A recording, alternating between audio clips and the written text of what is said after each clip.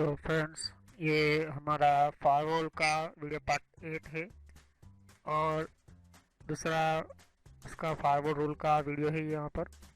तो बेसिकली मैंने पिछले वीडियो में बताया था मैंने आपको किस तरह से फायरवॉल के रूल के अंदर मैंने यहाँ पर कुछ सेटिंग्स और यहाँ पर मैंने बताया था उसके कुछ अगले कुछ वीडियो के अंदर कि फायरवॉल क्या है, फायरवॉल की यहाँ पर कौन कौन से यहाँ पर फीचर्स होती है, कौन कौन से यहाँ पर सेटिंग्स होती है और फायरवॉल के अंदर किस तरह से हमें काम करना होता है, किस तरह से उसको यूज़ करना है और कितने टाइप के फायरवॉल होते हैं। तो अभी तो हम सॉफ्टवेयर बेस्ड फायरवॉल सीख रहे हैं यहाँ पर, जो ऑपरेटिंग सिस्टम के अंदर हमारा विंडोज ऑपरेटिंग सिस्टम के साथ इनबिल्ट होता है यहाँ पर। तो फायरवॉल का काम होता है कि सिक्योरिटी प्रोवाइड करना, सिक्योरिटी यहाँ पर आप देख सकते हो कि फायरवॉल रूल है यहाँ पर। तो फायरवॉल रूल का ये वीडियो पार्ट 2 है और फायरवॉल का टॉपिक पार्ट 7 है यहाँ पर।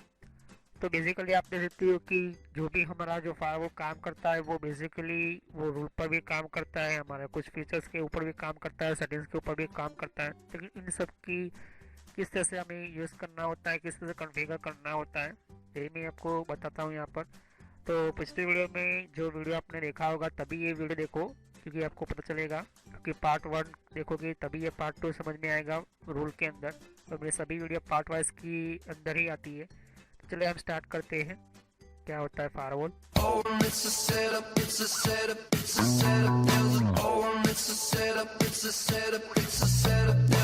फिल्टर प्रोफाइल क्या होती है, तो फिल्टर प्रोफाइल की हम बात करेंगे उसके बारे में।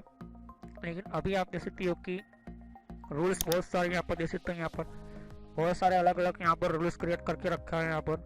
तो बेसिकली आप देख सकते हो कि यहाँ पर जो ग्रीन लाइन है वो रूल्स स्टार्ट हो चुके हैं यहाँ पर, देख सकते हैं यहाँ पर। बाय डिफॉल्टली रूल्स जो होते हैं हमारे कंप्यूटर के अंदर सेटअप होता है, यहाँ पर मेल के लिए होता है, HTTP होता है, यहाँ पर बहुत सारे। ओके, तो फोटोशॉप के ऊपर जो मैंने रूल्स बनाए अभी, ओके, तो इसको मुझे फोटोशॉप के हिसाब सेट करना है कि फोटोशॉप के ऊपर कोई भी मेरा इंटरनेट कनेक्शन चलना नहीं चाहिए, कोई भी इंटरनेट फोटोशॉप के ऊपर इंटरनेट चलना नहीं चाहिए।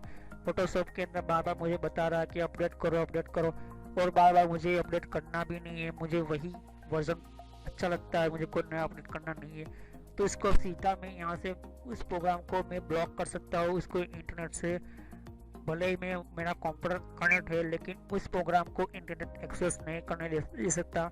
मैं उसको प्रोग्राम को मैं पूरा का पूरा यहाँ पर इंटरनेट के अंदर होने के बावजूद भी मेरा कंप्यूटर उसको इंटरनेट से डिस्कनेक्ट ही रखेगा उस प्रोग्राम को, तो वो भी एक तरह का रूल होगा। ओके, तो हम सीखेंगे पहले इनबाउंड रूल्स और आउटबाउंड रूल्स। उसके बाद इनबाउंड मतलब जो यहाँ से अपडेट कहाँ पर होता है, आपने कभी भी देखा होगा कि आप अपडेट करो, इस सॉफ्टवेयर को अपडेट करो, क्या होता है, क्योंकि हमारा जो प्रोग्रामिंग जब हमारी फाइल होती है उसके अंदर जो बहुत सारी हमारी फाइल्स होती है, यहाँ पर कोई भी हमारी फाइल्स होती है, यहाँ पर बहुत सारे यहाँ पर फाइल्स होती है। तो उनके अंदर बहुत सारी फाइल्स होने के साथ साथ हमारे वो ऐसे फाइल्स होती है जो लगातार हम जैसे सॉफ्टवेयर को स्टार्ट करते हैं या तो फिर बहुत सारे से, तो उसकी फाइल जो हमेशा ट्राई करती रहती है कि अगर ये उसका जो कोड होता है उसके अंदर लिखा हुआ जो कोड होता है डायनामिकली लोकली, एक तरह का यहाँ पर एप्लीकेशन एक्सटेंशन होता है, अगर इसको मैं एडिट करूँ या तो नोटपैड के साथ ओपन करो तो एक तरह का आप थोड़ा देख सकते हैं।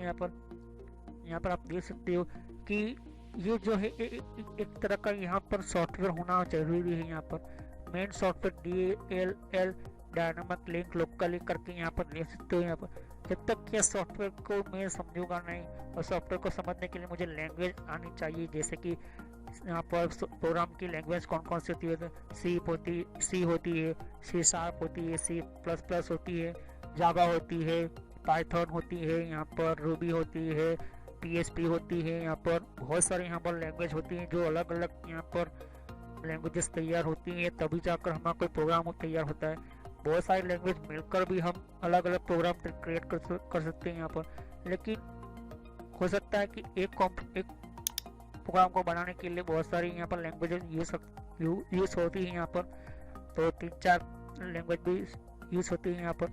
तो बेसिकली मैं आपको कह देना चाहता हूँ कि कोई भी हमारा कंप्यूटर हो, कोई भी हमारा सिस्टम हो, सिस्टमेटिक सिर्फ एक ही चीज़ मैं आपको कह देना चाहता हूँ कि प्रोग्राम जो भी हमारा स्टार्ट होता है तो उसके अंदर सारी फाइल जो होती है प्रोग्राम के थ्रू ऑटोमेटिकली सीक्वेंस वाइज शुरू होती है।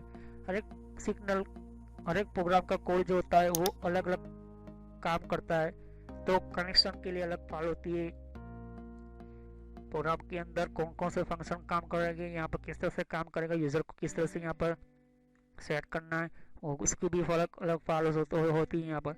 तो यहाँ पर इनबाउंड रूल्स क्या करता है, उस प्रोग्राम की फाइल्स को, उस प्रोग्राम की मेन यहाँ पर फाइल्स को ही वो क्या कर देता है, यहाँ पर अपनी प्रोग्रामिंग के थ्रू उसको लॉक कर देता है। जैसे कि आप अभी समझ लो कि उसको लॉक कर देता है, और वो क्या करता है कि उसको हमारा कंप्यूटर कनेक्ट होने के बावजूद भी उसको हम इंटरनेट कनेक्शन उसको नहीं मिलता है। तो बेसिकली आपको समझाने के लिए मैं कह देता हूँ कि न्यू रूल्स हम क्रिएट करेंगे। तो न्यू रूल्स के अंदर कौन कौन से सेटिंग्स होते हैं वो भी हम देखेंगे। जैसे न्यू रूल्स पर क्लिक करता हूँ, देख सकते हैं यहाँ पर कि छोटी सी विंडो ओपन हो गई यहाँ पर। ओके, अब आपको ध्यान में रखना है कि हमारा जो भी हम रूल्स क्रिएट करते हैं उसका जो टाइप्स होता है वो 4 तरह का यहाँ पर टाइप्स होते हैं यहाँ पर। ओके, जैसे जैसे यहाँ पर हम फायरवॉल कॉन्फ़िगर करते जाएंगे, ये सॉफ्टवेयर बेस्ड फायरवॉल है, मैंने आपको कहा था। हार्डवेयर बेस्ड फायरवॉल के अंदर भी ऐसा होता है, लेकिन वो बहुत ही एडवांस होता है यहाँ पर, इससे भी ज़्यादा एडवांस होता है। उसके अंदर आपको कौन सी फाइल को जो है वहाँ पर आपको बाईपास भी कर सकते हो आप। लेकिन जो हैकर होते हैं, फायरवॉल होने के बावजूद भी क्यों वायरस एंटर हो जाता है, क्यों हमें से यहाँ पर प्रॉब्लम होती है, क्योंकि वो फायरवॉल के प्रोग्रामिंग बहुत ही जानते हैं यहाँ पर, और फायरवॉल को किस तरह से उसको बाईपास करके उसको डायरेक्टली सीधा हमें कनेक्शन में ऐड करना है, इसलिए ये वायरस आते हैं यहाँ पर। तो बेसिकली मैं कहूँगा कि आप जितना भी हो सके उतना फायरवॉल को कॉन्फ़िगर करके रखें, जिससे हो सकता है कि आपको मिनिमम यहाँ पर रिस्क हो। दूसरी चीज़ की कोई भी ऐसी कोई सॉफ्टवेयर या तो कोई भी प्रोग्राम डायरेक्टली आप थर्ड पार्टी का यूज़ ना करें, जिससे आपको पता चले कि बहुत ही फ्री में है, यहाँ पर इसको इस सॉफ्टवेयर को डाउनलोड कर लो, इस सॉफ्टवेयर को यहाँ पर इंस्टॉल कर दो। इससे क्या होता है कि उसके अंदर छुपा हुआ मार्वेल का फाइल, यहाँ पर ट्रोजन का फाइल, यहाँ पर स्पायर या वर्म, जितने भी हमारे फाइल्स होते हैं वो क्या होती है ऑटोमेटिकली यहाँ रन हो जाती है वायरस के अंदर। और वो वायरस क्या करता है, ऑटोमेटिक फोल्डर बनाना शुरू कर देता है। हमारे खुफिया, हमारी जो प्राइवेट जानकारी होती है वो यहाँ पर किसी जिसने हमें विक्टिम जिसने हमें अंदर वायरस डाला है, या तो किसने प्रोग्राम के अंदर वायरस डाला है, उसके पास हमारी इंफॉर्मेशन जा सकती है। उसको रिमोट एक्सेस भी मिल सकता है, उसको रिमोट एक्सेस के साथ साथ उसको मिल सकता है यहाँ पर अलग तरह का यहाँ पर प्रोग्रामिंग सिस्टम। तो सेशन जो होता है वो भी क्रिएट होता है, सेशन किस तरह के होते हैं वो भी हम नेटवर्क में सीखेंगे। तो पर सेशन जो होते हैं वहाँ बहुत ही अलग अलग तरह के होते हैं। तो अभी हम सीखे रहेंगे प्रोग्रामिंग के अंदर रूल किस तरह से होते हैं। तो यहाँ पर हमारे 4 तरह के रूल्स है। बेसिकली प्रोग्राम के लिए प्रोग्राम है, मैंने आपको कहा था कि कोई भी हमारा प्रोग्राम है इसको बंद करना है, चाहे वो नोटपैड हो, चाहे इंटरनेट एक्सप्लोरर हो, चाहे गूगल क्रोम हो, चाहे फिर हमारा कोई भी हमारा विंडोज़ का प्रोग्राम हो, माइक्रोसॉफ्ट को, उसको इंटरनेट से कनेक्ट करना है या इंटरनेट से बंद कर देना है। बहुत कुछ प्रोग्राम्स होते हैं यहाँ पर, तो उसको क्या करना है, उसको इंटरनेट का कोई भी मौका नहीं देना, चांस नहीं देना है इसको कनेक्ट होने के लिए। तो हम प्रोग्राम्स पर क्लिक करेंगे। अब बात आती है पोर्ट क्या होता है, कि पोर्ट में अभी इतना समझ लो कि हमारा कम्युनिकेशन करने का जो तरीका होता है, जो बात करने का जो हमारा जो कनेक्शन होता है, इसको कनेक्शन को ख़त्म करना है या तो इसको कनेक्शन को बंद करना है। इतना सिंपल आप समझ लो पोर्ट को मैं डिटेल में समझाऊंगा नेटवर्क की सीरीज के अंदर। लेकिन बेसिकली आप समझ लो कि पोर्ट वो एक तरह का ऐसा काम करता है जैसे कि आप यूएसबी, हमारा चार्जर होता है, तो उन यूएसबी चार्जर को काम किस तरह से हम चार्ज करते हैं, हमारा जो मोबाइल के अंदर पिन होती है वो हम यूएसबी पोर्ट कहते हैं। तो इस तरह से ये हार्डवेयर बेस्ड कनेक्शन हुआ, हार्डवेयर के थ्रू ही हुआ। तो सॉफ्टवेयर बेस्ड को कनेक्शन करने के लिए क्या होता है, पोर्ट होता है, वो भी पिन, इसके अंदर कोई पिन ऐड नहीं होती, उसके अंदर कनेक्शन की फाइल होती है। तो वो फाइल का जो काम होता है, जिस प्रोग्राम पर काम करेगा, वो बहुत सारे यहाँ पर नंबर के ऊपर होता है। हर नंबर का प्रोटोकॉल नंबर क्या होता है, उसकी बहुत ही बड़ी फाइल्स होती है यहाँ पर, बहुत ही हमारी लिस्ट होती है इंटरनेट का। आप देख सकते हो कि how many types ports, how many type list of ports, आप देख सकते हो यहाँ पर, इस तरह से सर्च कर सकते हो यहाँ पर। तो इंटरनेट पर जैसे भी क्लिक करोगे तो आपको पता चल जाएगा TCP IP प्रोटोकॉल होते हैं यहाँ पर, transmission control protocol, digital datagram protocol, कोई भी IP कोई भी आप पोर्ट यूज़ करते हो। लेकिन ध्यान में रखने की बात ये है कि कोई भी पोर्ट आप स्टार्ट करते हो उसके दो ही यहाँ पर टाइप्स होते हैं, टीसीपी और यूडीपी पोर्ट होते हैं। यहाँ पर देख सकते हो, यहाँ पर transmission control protocol, user datagram protocol यहाँ पर देख सकते हो। यहाँ पर तो यहाँ पर टीसीपी और यूडीपी के अंदर बहुत ही यहाँ पर हम डिफरेंसेस में है। यहाँ पर टीसीपी जो है फास्ट है और यूडीपी हो सुपर फास्ट। ऐसा क्यों है, हम नेटवर्क के बारे में हम सीखेंगे जब हम नेटवर्क पढ़ेंगे तब। लेकिन पोर्ट को इतना समझ लो कि एक ऐसा वे, एक ऐसा तरीका कि एक कंप्यूटर नेटवर्क के साथ कनेक्ट होता है, नेटवर्क के साथ इंटरनेट कनेक्ट होता है, इंटरनेट के साथ सर्वर के साथ कनेक्ट होता है। तो इतने सारा जो वे जो क्रिएट होता है वो पोर्ट के थ्रू ही होता है यहाँ पर। जैसे कि हमारा HTTP का पोर्ट है, HTTPS का पोर्ट है, तो यहाँ पर देख सकते हो कौन कौन से पोर्ट होते हैं। तो पोर्ट के अगर हम नंबर लिखते हैं, नंबर से ही वो डिफाइन होता है यहाँ पर। तो यहाँ पर मैंने आपको पहले पिछली वीडियो में मैंने बताया था कि नेटवर्क एंड सर्विस सेंटर की वीडियो के अंदर कि कितने टाइप के पोर्ट होते हैं, कितने टाइप के यहाँ पर रिजर्व है, वो मैंने थोड़ा सा आपको मैंने बताया था। लेकिन जब ज़्यादा हम डेट में जाएंगे नेटवर्क के अंदर, जब हम नेटवर्क की सीरीज से बनेंगे तब, तो यहाँ पर प्री डिफाइंड मतलब पहले से ही यहाँ पर गूगल कंपनी हो या फिर माइक्रोसॉफ्ट कंपनी हो या कोई भी हो, लेकिन यहाँ पर माइक्रोसॉफ्ट कंपनी ने पहले से यहाँ पर क्या प्री डिफाइंड मतलब पहले से यहाँ पर सेट करके रखा है यहाँ पर। तो इसमें आप कितना भी आप चेंजेस करो यहाँ पर प्री डिफाइंड ही होगा। यहाँ पर अपने सिस्टम में क्या करता है, एक बेसिकली हमें एक रूल अपने तरफ से क्रिएट मेन चीज करके देता है यहाँ पर। तो ये प्री डिफाइंड का मतलब होता है कि यहाँ पर देख सकते हो कि जितना भी यहाँ देख सकते हो कि वो गूगल ने नहीं यहाँ पर तैयार करके रखा है। यहाँ पर माइक्रोसॉफ्ट कंपनी हमें प्रोवाइड करके देती है कि पहले से ही डिफाइंड है, आप जो आपको रूल चाहिए वो ले लो और यहाँ पर इसको अलाउ करना है, बंद करना है, एक्शन क्या लेना है, तो हमें आपको यहाँ पर सेट कर सकते हैं। रिमोट डेस्कटॉप मैंने आपको समझाया था रिमोट डेस्कटॉप क्या होता है। तो रिमोट डेस्कटॉप को कनेक्शन को किस तरह का मुझे इसको रूल के अंदर क्रिएट करना है, उसको परमिशन किस तरह से देनी है। मतलब मान लो कि रिमोट डेस्कटॉप है, एक ऐसा यहाँ पर टेक्नोलॉजी है जो यहाँ पर मैं जैसे देख सकते हैं यहाँ पर मैं बैठा हूँ, ये मैं विंडो देख रहा हूँ, सामने वाला जो कंप्यूटर है वो भी मुझे विंडोज 7 है, तो लेकिन मुझे विंडोज 7 कंप्यूटर वैसा का वैसा दिखना है। जिसे मैं इसके ऊपर क्लिक कर रहा हूँ, सामने वाला भी कंप्यूटर मुझे वैसा होना चाहिए विंडोज 7 की तरह। लेकिन बेसिकली आपको ये दिखना होता है कि रिमोट डेस्कटॉप जो होता है, रिमोट इवेंट लोग होता है, यहाँ पर कोई भी होता है तो ना होता आप देख सकते हो यहाँ पर। तो अभी मैं कहता हूँ कि आइसकजी होम ग्रुप क्या होता है, प्रिंटर फाइल शेयरिंग के इसके लिए रोल कौन से होने। तो बेसिकली मैं आपको कहना चाहता हूँ कि कोई भी हमारा कंप्यूटर जो हो, किसी भी तरह का हमारा कंप्यूटर हो, हम इसके अंदर जो हमारे माइक्रोसॉफ्ट कंपनी का कोई भी ऑपरेटिंग सिस्टम है और उसके अंदर फायरवॉल हो, तो यहाँ पर प्री डिफाइंड का ये लिस्ट जो है वैसे का वैसा ही आएगा, क्योंकि उसके अंदर चेंजिंग अगर होता भी है तो आपको अपडेट करने के बाद ही आपको मिलेगा। आपकी ऑपरेटिंग सिस्टम में हम हमेशा कहता आ रहा हूँ कि आप ऑपरेटिंग सिस्टम को अपडेट करते रहे, आप अपने विंडोज डिफेंडर को भी अपडेट करते रहे, जिससे आपको नए नए यहाँ पर कोई भी चेंज करता है, यहाँ पर हमारा कोई भी माइक्रोसॉफ्ट कंपनी के इंजीनियर जो होते हैं वो चेंजिंग करते हैं, क्योंकि हमें जो चेंजिंग करना नहीं आता अपडेट करने का, हमें अपडेट करने की फाइल नहीं आती, तो हम अपडेट किस तरह से करें वो भी मैंने आपको बताया था यहाँ पर।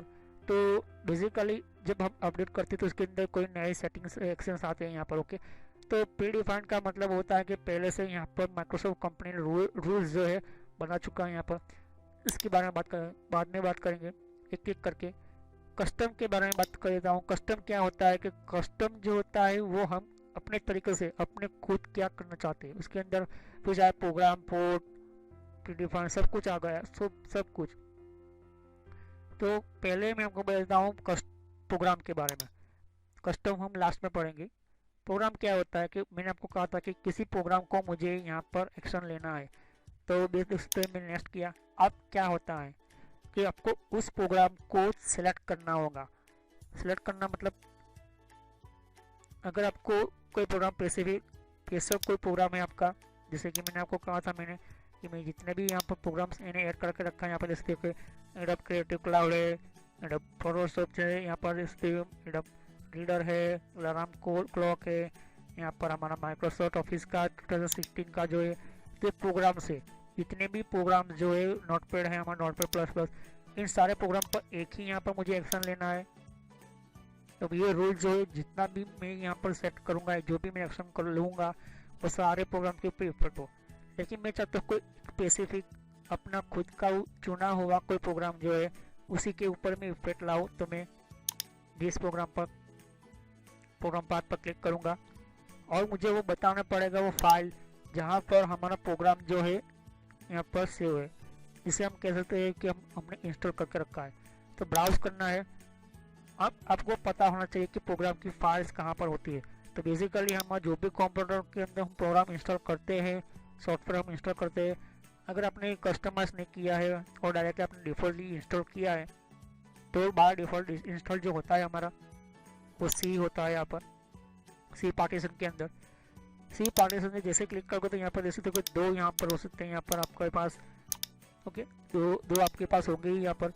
और तीसरा फोल्डर में आपको बताया था पिछली वीडियो के अंदर को जो हिडन होता है, छुपा हुआ होता है यहाँ पर, लेकिन इसके बारे में बाद में बात करूँगा।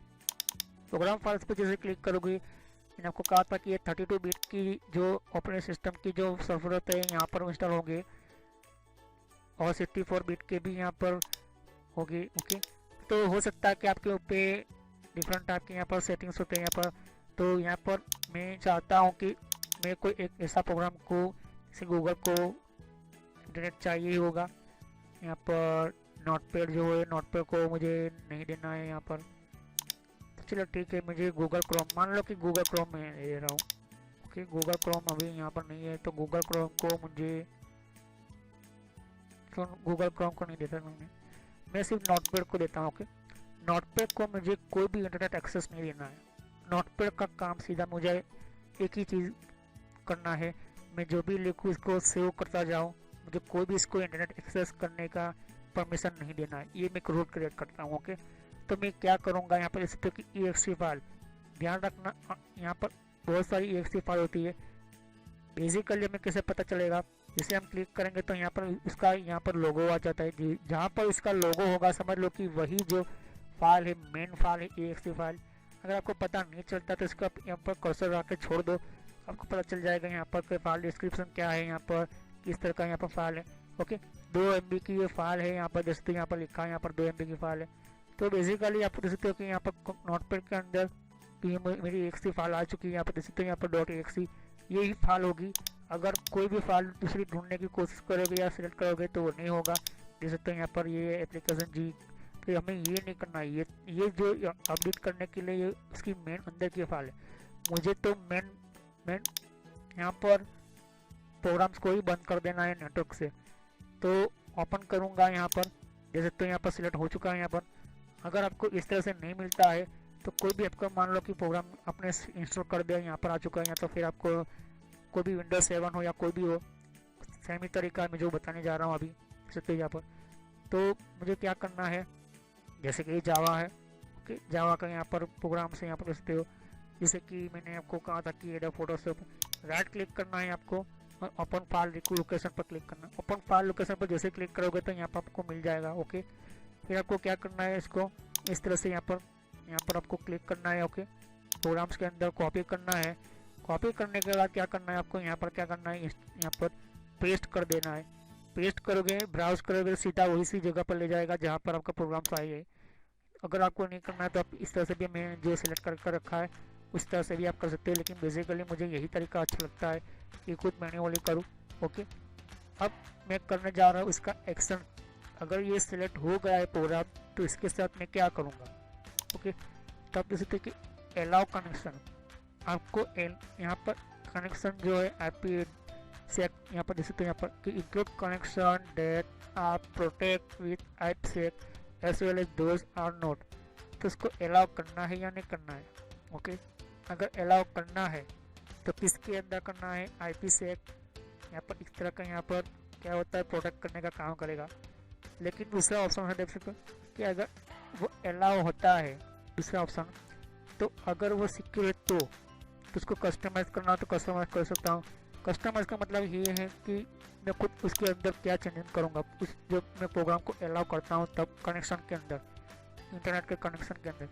तो ये सभी जो ऑप्शन है ये सभी प्रोग्राम की, जो भी कोई भी आप प्रोग्राम सेलेक्ट करो उसके अंदर सेम ही आएगी, क्योंकि बाय डिफ़ॉल्ट ये यहाँ पर विंडोज़ फायर का ही काम है, क्योंकि हमने कस्टम सेटिंग्स नहीं यूज़ किया अभी। तो सिलेक्ट वन, ये इनमें से सारे सिलेक्ट करना है आपको, कोई एक ही। ओके, तो क्या आता है, अलाउ कनेक्शन करना है आपको ऑथेंटिकेशन के साथ। तो ये क्या करता है कि जब आप ऑथेंटिकेशन होते हो और आप उसको अलाउ करते हो यूज़र के थ्रू, तभी होगा। अगर आपको रिक्वायर कनेक्शन करना है, जब वो कनेक्ट होता है तो इसको इंक्रिप्ट करना है या नहीं करना है, तो किस तरह से होता है। यहाँ पर इंक्रिप्शन मैंने आपको बताया था कि इंक्रिप्शन एक स्पेशलिटी से यहाँ पर ऐसा फीचर है कि वो डायरेक्टली हमारे कनेक्शन से इंफॉर्मेशन डायरेक्टली ऐसे नहीं जाने देगा। उस कनेक्शन की इंफॉर्मेशन के साथ नंबर, सिंबल, लेटर ऐड करके जाएगा हमारे जितने भी हमारे नेटवर्क के अंदर होंगे। इससे क्या होता है कि सामने वाले हैकर को कोई भी कनेक्शन को समझ में नहीं जल्दी आएगा। ओके, इससे हमें सिक्योरिटी मिल जाएगी। तो तीसरा कनेक्शन जो है अलाउ कनेक्शन यूज नल इनक्रिप्शन। ये क्या होता है कि आप तो अलाउ तो कर रहे हो कनेक्शन के लिए, लेकिन जब ऑथेंटिकेट होने के बाद आपको प्रोवाइड करना है इंटेलिजेंसी यहाँ पर, या तो प्राइवेसी प्रोटेक्ट करना है, या पैकेज को लोड करते जाना है, तो फिर पे लोड करना है। तो ये विंडोज 7 है, तो उसके बाद के जो कंपेटेबल यहाँ पर कोई पैकेज है, कोई इंटरनेट यहाँ पर आपको डेटा चाहिए, तभी ये अलाउ करेगा। बाकी बहुत ही पुराना कोई कनेक्शन है, बहुत ही पुराना कोई नेटवर्क का कोई पैकेज है, उसको अलाउ नहीं करने देना, तब आपको यहाँ पर क्लिक करना है। ओके, लेकिन चौथा रूल जो जैसे तो यहाँ पर कि क्या है यहाँ पर कि ओवरराइड ब्लॉक टूल्स।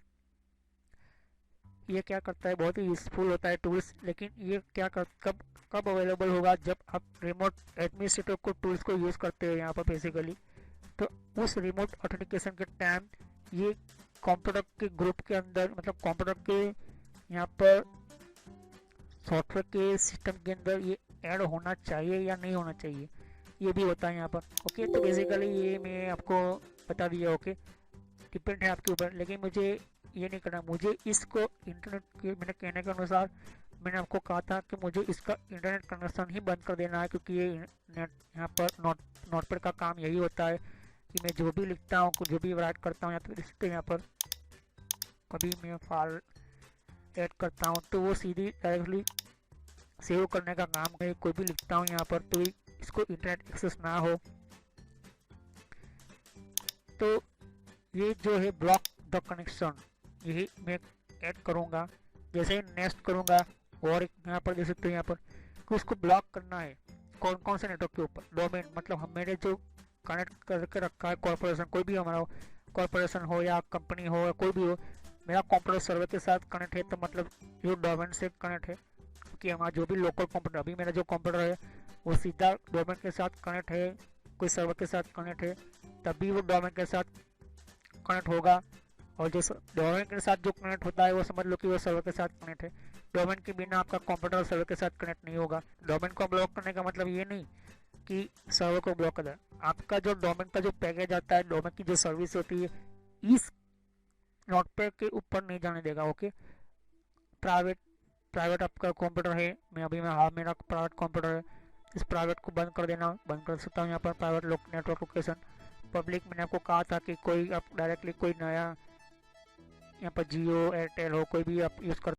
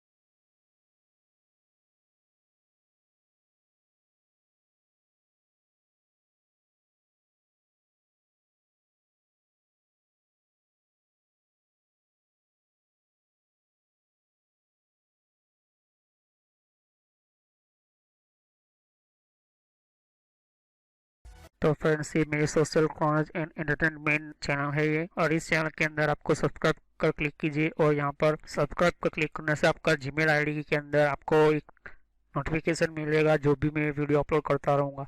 और बेल आइकन पर क्लिक करने से आपको नोटिफिकेशन मिलेगा आपके अकाउंट के ऊपर। आपका जो यूट्यूब का जो सॉफ्टवेयर यूज़ कर रहे हो, जो भी आपका मोबाइल के अंदर आप यूट्यूब चला रहे हो या तो फिर आपको ब्राउज़र वाइज आप यूट्यूब चला रहे हो, तो भी आपको नोटिफिकेशन मिलेगी। मैं तरह तरह की वीडियो यहाँ पर अपलोड करता रहता हूँ, तो ये हर एक टाइम के अंदर आपको बताता रहेगा कि कौन कौन से आपको वीडियो की नोटिफिकेशन मिले। यहाँ पर प्लेलिस्ट है, तो प्लेलिस्ट पर क्लिक करोगे तो यहाँ पर मेरी सारी प्लेलिस्ट आपको मिलेगी।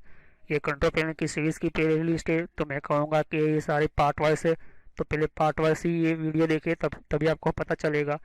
और यहाँ पर दूसरी प्लेलिस्ट है यहाँ पर विंडोज़ की, तो विंडोज़ 10 के अंदर कौन कौन सी सेटिंग्स है, तो ये भी प्लेलिस्ट है। तो सब्सक्राइब पर क्लिक करने से और बेल आइकन पर क्लिक करने से आपको ज़्यादातर नोटिफिकेशन मिलेगी। तो thanks for watching my video.